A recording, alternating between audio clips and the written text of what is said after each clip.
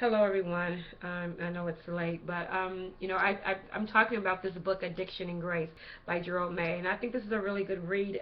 The first chapter is really just have my mind going because this book it just opened up my mind to God's grace, even in a more deeper aspect as it relates to my own life.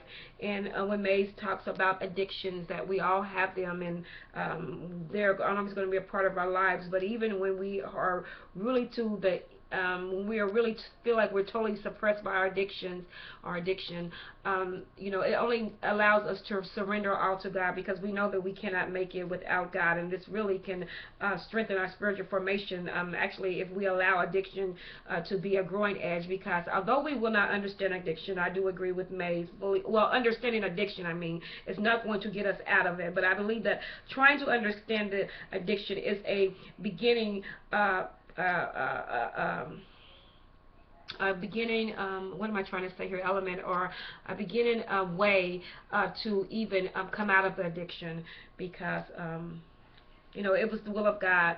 If we're made in the image of God, it's God's will for us to have love, and because God is love, and first foremost, one of the commandments is to love God and put no other gods before Him. And when we have those addictions, that what it does, it not only keeps us in bondage, but it keeps us at sin. Of course, sin births addiction, and it keeps us from being the will of God and being the image of God that God has created us to be, and that is to have love for Him and love for another, and not let anything hinder us from any type of uh, disconnection with God.